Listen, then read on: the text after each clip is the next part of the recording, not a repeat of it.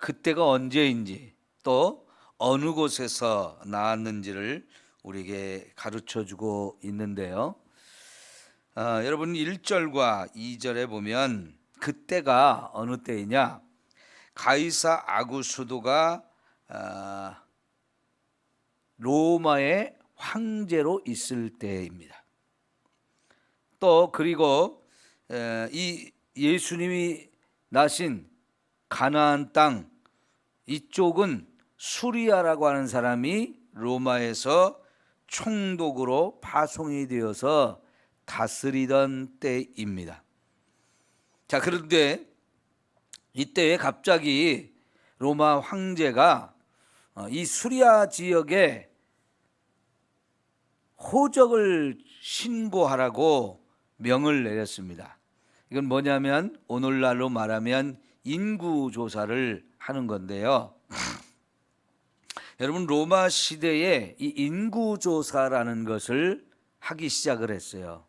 왜 그렇게 했느냐면 워낙 넓은 땅을 갖고 또 수많은 나라를 정복하고 수많은 민족들이 그 나라 안에 들어오다 보니까 이 점령지에 대해서 인구조사를 통해서 숫자는 얼마나 되는지, 그리고 나라와 민족이 이렇게 얼마나 되는지 이런 것들을 정확하게 조사를 해서 세금을 먹이고 거기에 적당하게 군대가 얼만큼 필요한지 이런 것들을 다 정책을 세우기 위해서 이런 인구조사를 실시한 겁니다.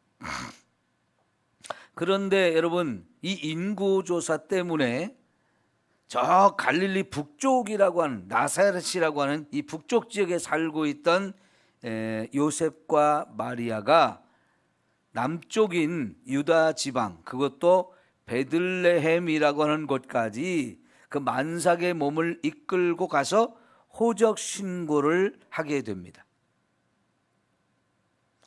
이 사람들은 다윗의 후손이었기 때문에 다윗의 동네라고 할 수 있는 베들레헴까지 여행을 해서 그곳에 가게 되는데 이미 마리아의 배가 만삭이 되어 있는 상태였는데 베들레헴에 호적 신고를 하는 그 상황에서 갑작스럽게 또 아이를 출산해야 했던 거죠. 자, 그런데 이렇게 오늘 말씀에서 예수님이 태어나신 때와 장소에 대해서 정확하게 우리에게 가르쳐주는 몇 가지 이유가 있는데요. 우선 베들레헴까지 이동을 해서 거기 가서 아기를 낳게 하신 것은 구약성경 미가서 5장 2절에 베들레헴 에브라다야 이렇게 시작하는 말씀, 네가 이스라엘 가운데서 작은 곳이 아니다, 아주 시골이지만은 그곳이 결코 작은 곳이 아니다고 이렇게 말씀을 하는 표현이 나오는데 거기가 바로 하나님께서 메시아를 보내실 장소로 이미 옛날부터 정해놓으신 곳이었습니다. 그래서 하나님이 말씀대로 정해놓은 그곳에서 하나님의 아들이 태어날 수 있도록 베들레헴으로 이동을 하게 한 거죠. 하나님께서는요 자기의 아들을 이 세상의 메시아로 보내기 위해서 여러 가지 예언을 해 놓으셨는데 그 중에 하나가 이 베들레헴이라고 하는 장소였습니다. 저 갈릴리 북쪽 나사렛이라는 곳에서 살고 있던 사람을 저 베들레헴까지 이동하게 해서 거기서 자녀를 낳게 했단 말이죠. 이게 하나님의 계획이고 하나님이 이 세상에서 약속하고 계획한 것을 하나님 뜻대로 그대로 정확하게 일을 이루어 가시는 모습을 우리는 볼 수 있는 거지요. 그러면서 여러분 이 때가 어느 때인지 가르쳐 주는 내용을 우리가 살펴보면 여기 참 놀라운 일들이 숨어 있어요. 우선은 여러분 저 갈릴리 북쪽에 살고 있던 이 두 사람을 베들레헴까지 이동시키기 위해서 당시의 황제가, 멀리 떨어져 있는 로마 황제가 이쪽 지역에 호적 신고를 하게 하고 인구 조사를 하게 하는 명령을 내렸다는 것. 그리고 그 명령을 받은 수리아 총독은 황제의 명령이기 때문에 바로 즉각적으로 실행을 하게 되는 거죠. 자, 그걸 통해서 하나님은 저 갈릴리 북쪽에 살던 사람들을 남쪽까지 이동하게 한 거예요. 이렇게 만삭이 되어 있는 여인을 이끌고 먼 거리를 이동한다는 거 쉬운 일이 아니죠. 이런 때는 거의 대부분 먼 거리를 이렇게 이동하지 않고 그냥 집에 머물다가 집에서 안전하게 자식을 낳는 것이 보통인데, 이렇게 만삭의 여인이 걸어서 혹은 뭐 그 당시 교통수단이라는 게 무슨 짐승 같은 걸 타고 말이나 낙이 이런 걸 타고 다니는 거거든요. 그런 걸 타고 간다 할지라도 임신한 몸으로서는 너무너무 힘들고 또 위험한 일이기 때문에 이런 이동을 하지 않는데 황제의 명령이기 때문에 결국은 이 두 사람이 먼 길을 이동하게 한단 말이죠. 그렇다면 여러분, 이 두 사람을 이동시키기 위해서 하나님은 정확하게 그 당시에 로마 황제의 마음을 움직이고 수리아 총독의 마음을 움직여서 이런 일을 하시는 것을 우리가 볼 수 있는 거지. 아니, 그 로마 황제가 또 수리아 지역의 이 총독이 하나님의 계획과 뜻을 알기를 하겠습니까? 마리아와 요셉이 지금 하나님의 아들 예수님을 잉태하고 있으니까 그 사람들 저 베들레헴까지 가게 하기 위해서 이런 명령을 내린 겁니까? 전혀 아니죠. 이 두 사람에 대해서 아는 바가 그들에게는 없을 거예요. 지금이 메시아가 올 때다 이런 것도 모르는 거고요. 베들레헴에서 태어나야 된다 이런 거 아무것도 모릅니다. 그들은 상관없이 이렇게 명령을 내렸는데, 그것이 결국은 하나님께서 그 아들 이 베들레헴에서 태어나게 하는 정확한 하나님의 뜻을 이루는 놀라운 일을 그 두 사람을 통해서 하고 계시다라는 거예요. 전혀 상관없는 사람들이 전혀 상관없는 일을 하는데 그것을 하나님은 이용하신단 말이죠. 여러분,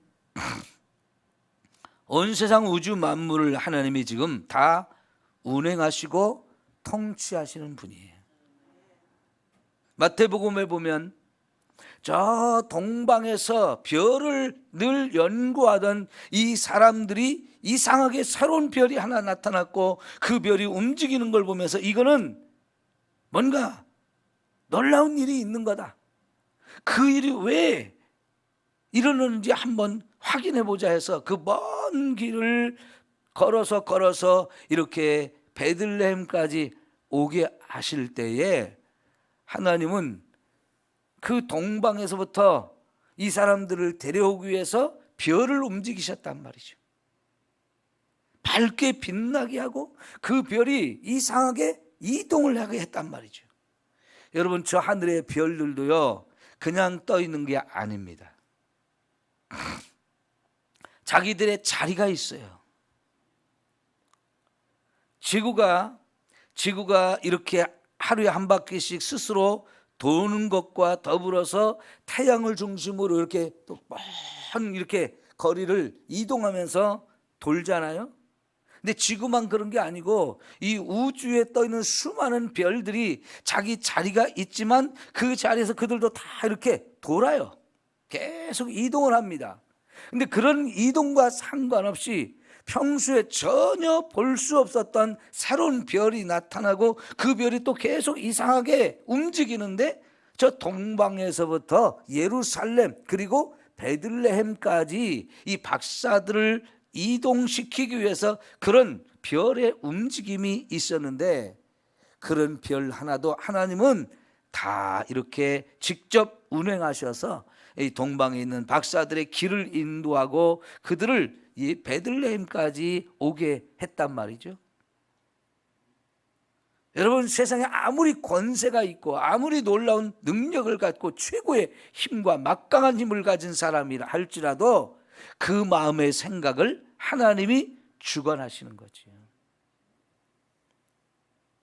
예수님이 베들레헴에서 나는 것과는 전혀 생각도 없고 관계도 없는 사람들인데도 불구하고 그런 사람들을 통해서 하나님이 세상을 주관하고 계시는 것을 우리는 볼 수 있습니다. 여러분, 어떻게 생각하면 하나님이 나를 알고 계실까? 이런 생각을 할 수 있잖아요. 내가 도대체 이 대한민국 군산 땅에서 이 삼성교회에서 신앙생활을 하고 이 새벽에 나와서 하나님께 기도하는 걸 하나님이 아시고 들으실까?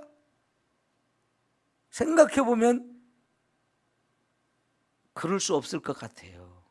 그런데 그게 아니라는 거지요. 저와 여러분의 머리카락 숱까지도 하나님은 다 세고 계신다는 거예요. 참새 한 마리가 떨어지는 것도 하나님이 허락하지 않으면 떨어질 수 없다 하셨어요. 하나님은 우리를 알고 계셔요. 내 이름도 아시고요.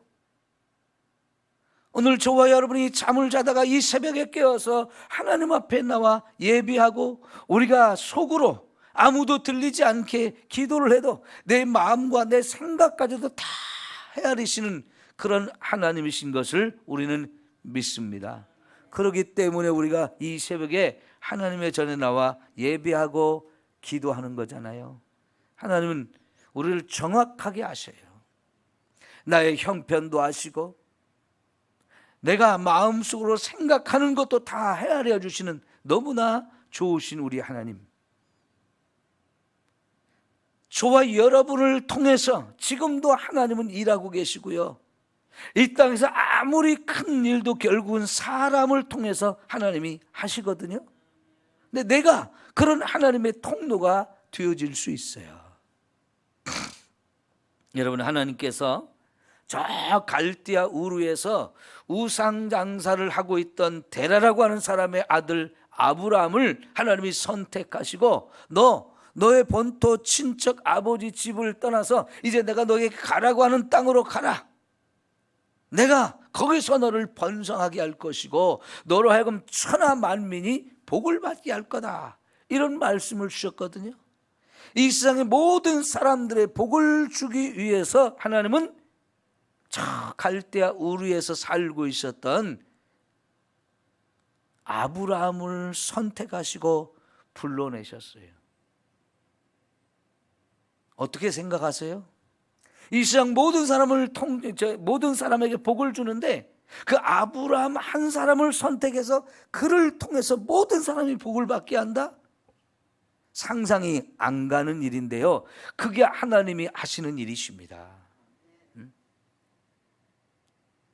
세계적으로 유명해가지고 철학을 한다는 사람이 무슨 얘기를 하냐면 나는 창조주가 우연히 그냥 던진 존재다. 길가에 떨어져 있는 돌멩이 하나처럼 나는 그냥 그 창조주에 의해서 이 세상에 던져진 존재다. 이렇게 철학자가 말했어요. 세계적으로 유명한 철학자가. 그러니까 사람들이 그 말을 듣고 다 열광을 했어요. 맞아. 우리는 그런 존재야. 그 얘기는 뭐냐면요. 여러분, 길을 가다가 돌멩이 하나가 길가에 떨어져 있을 때 그 돌멩이가 거기 왜 있을까요? 누가 거기다 놨나요? 아무 의미 없이 거기 있는 거예요. 오고 가는 사람의 발길에 채이고 이리 채이고 저리 채이면서 오늘은 저쪽에 있다가 또 오늘은 이쪽에 있다가 그냥 발길 채이는 대로 그냥 놓여 있는 겁니다. 아무 의미가 없는 거죠. 우리가 그런 존재인가요?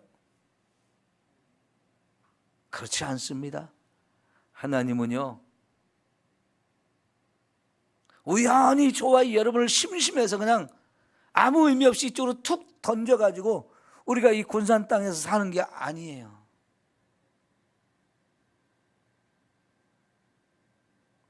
하나님은 저와 여러분을, 여러분의 부모를 선택하시고 여러분 가정에서 여러분이 태어나서 이 땅에 살게 하셨어요.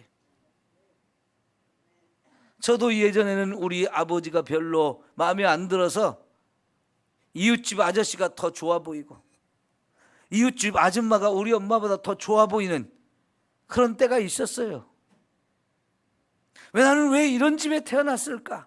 마음에 안 들고 화가 나고 속상했어요.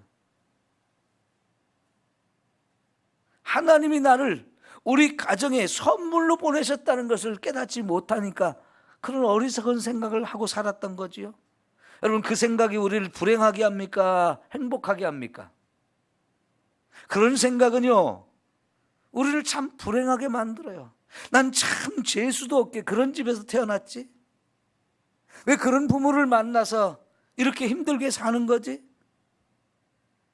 여러분, 이거는 사탄이 주는 생각이에요. 우리가 별것 아니라는 거. 우리는 별 볼 일 없고 그저 수많은 사람 가운데 한 명이고 잘난 것도 없고 뭐 잘 똑똑한 것도 없고 그냥 그저 그런 인생으로 우리를 보게 만드는 거, 이게 사탄이 주는 생각들이에요. 그러나 여러분, 결코 그렇지 않습니다. 하나님은 나를 정확하게 알고 계신 분이에요. 나를 너무나 사랑하셔서 내게 가장 좋은 부모를 만나게 하셨고 가장 좋은 환경 속에서, 내게 가장 적합한 환경 속에서 나를 살게 하셨어요.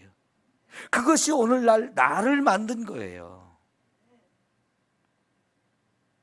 그런 나를 통해서 하나님이 뭔가 중요한 일을 하기를 원하셨던 거예요. 여러분을 신앙생활을 하는데 이 삼성교회에서 하게 하시는데도 다 하나님의 계획과 뜻이 있는 줄 믿습니다. 그냥 우리가 이곳에서 신앙생활하는 게 아니에요. 다 하나님의 뜻과 계획을 따라 저와 여러분이 여기서 신앙생활을 하고 있는 거예요. 그렇다면 여러분, 우리는 이 삼성교회 보내주시고 여기서 신앙생활을 하게 하시는 그 하나님의 계획과 뜻을 이루어드리며 살아야 되는 거죠. 그럴 때 우리가 여기 있는 의미가 있는 것이고 여기서 살아야 되는 목적이 있고 이유가 있는 거예요.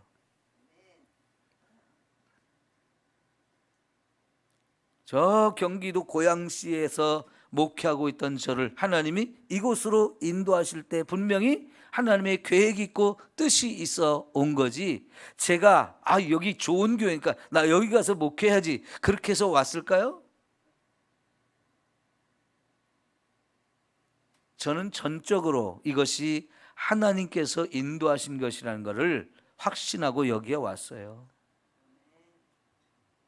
그리고 지금도 변함없이 하나님이 나를 여기를 보내신 분명한 이유가 있고 목적이 있고 뜻이 있기 때문에 그거를 감사하면서 그것을 이루기 위해서 제가 여기서 일하고 있는 거거든요.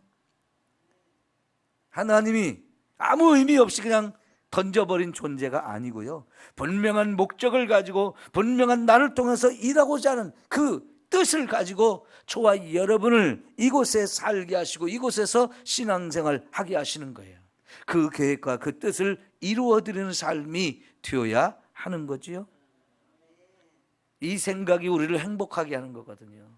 내가 살아야 되는 이유가 있고 여기 존재하는 목적이 있는 거예요. 이것을 알고 사는 게 제일 행복한 거예요. 사실 청소년기가 되면 내가 왜 살아야지, 내가 사는 이유가 뭐지, 이걸로 고민을 합니다. 그런데요, 세상 어디에도 내가 이 세상에 존재해야 되는 이유, 이 세상에 살아야 되는 목적을 가르쳐 주는 데가 없어요. 그러나 하나님은 말씀을 통해서 저와 여러분에게 그런 존재의 이유가 있고 목적이 있다는 걸 가르쳐 주거든요. 그걸 깨닫지 못한 사람은 평생을 살아도 헛되게 살아요. 무의미하게 삽니다. 그래서 그런 인생은 참 허무하게 끝나는 거예요. 그러나 하나님이 나를 이 세상에 보내신 이유를 알고 목적을 알고 살게 되면 그보다 행복한 게 없어요. 사는 이유가 분명하니까, 하나님 나를 보내신 이유가 너무나 정확하게 깨달아지니까 그저 감사해서 나 같은 사람을 이렇게 귀하고 아름다운 일에 써주신다니, 그러면서 감사하는 거거든요.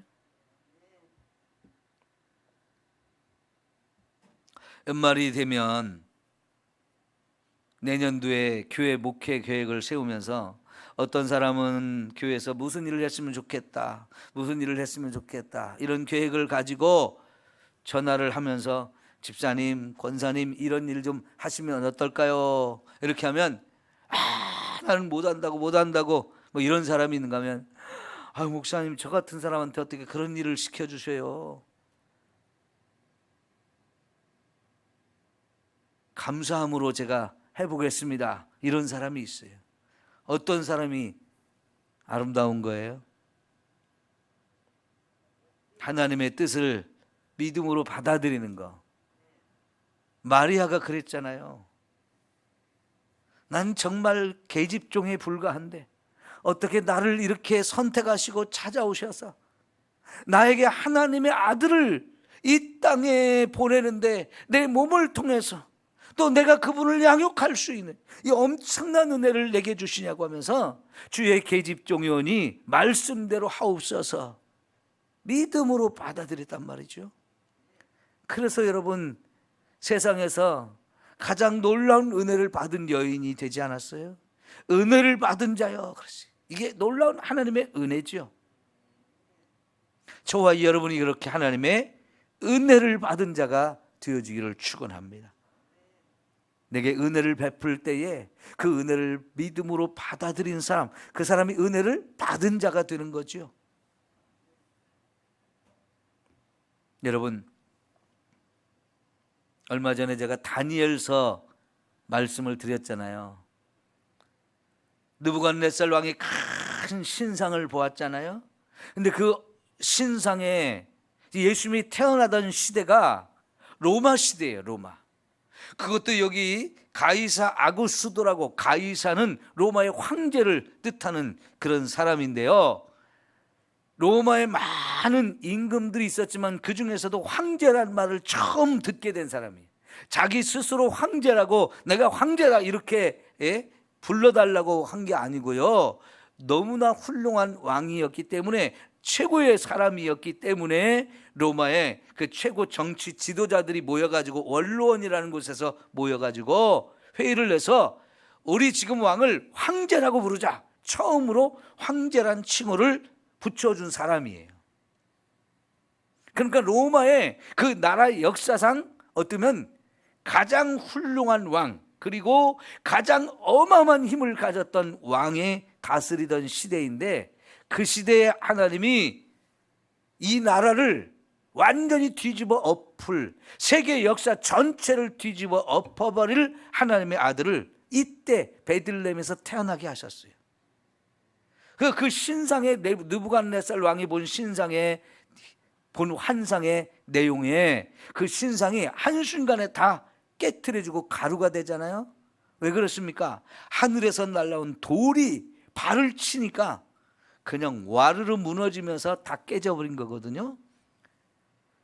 이 네 번째 나라, 금으로 만든, 철로 만든 이 로마라고 하는 나라는요, 그 전에 금으로 만들고 은으로 만들고 동으로 만들었던 나라와 비교할 수 없이 인류의 역사 가운데 가장 강력한 힘을 가진 나라였고, 가장 오랫동안 그 제국을 유지했던 나라거든요.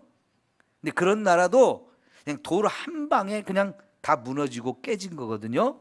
근데 그 돌, 하늘에서 나오는 돌이 결국 예수님이에요. 그러니까 하나님이 하시는 일을 보면 세상에 가장 어마어마한 힘을 가지고 전 세계를 다 지배하고 통치하고 쥐어들고 흔드는 그런 어마어마한 그런 힘을 가진 존재를 깨트릴 수 있는 그 예수님을 어린 아기로 이 세상에 바로 그 시대에 보냈다는 얘기예요. 그런데 여러분, 그 신상의 환상에서 본 내용이 하늘에서 날아온 돌이 얼마나 큰 돌이 날아가는지는 모르지만 그 돌이 발을 치니까 완전히 박살이 났잖아요. 그런데 그 돌이 그 후에 점점 커져가지고 온 세상 나라를 다스리는 나라가 됐다고 하거든요.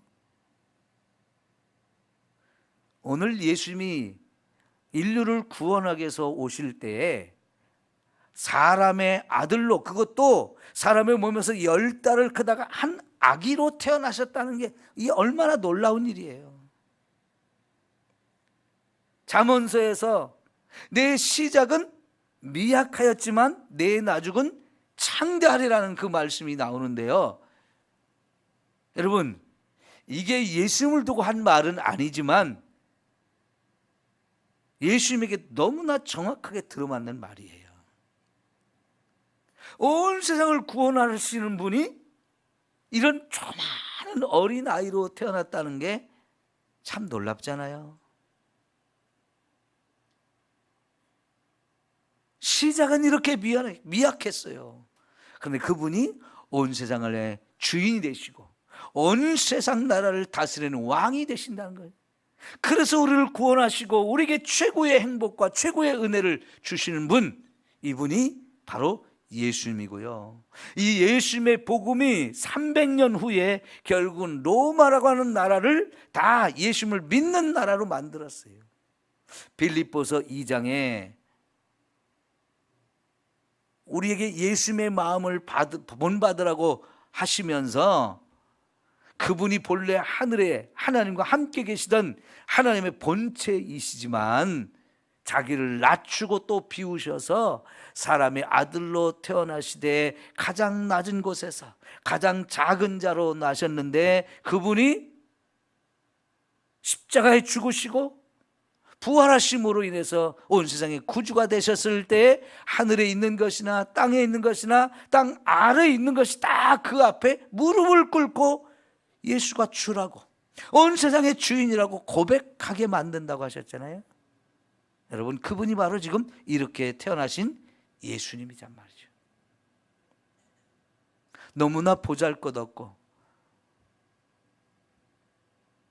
너무나 나약하고 무기력한 한 생명이 어린아이로 태어났지만 그분이 바로 세상을 구원하러 오신 하나님의 아들이십니다. 거할 것도 없어서 마구간에서 태어나시고 구유에 이렇게 거기서 침대 삼아 잠을 자야 되는 그런 예수님의 모습, 정말 초라하고 별 볼 일 없는 것 같은데 정말 그분이 하나님의 아들이고 나를 구원하시는 진짜 메시아라는 사실이 놀랍지 않습니까? 이게 하나님이 하시는 일이에요. 이런 하나님의 은혜를 하나님은 저와 여러분에게도 계속 주고 계셔요.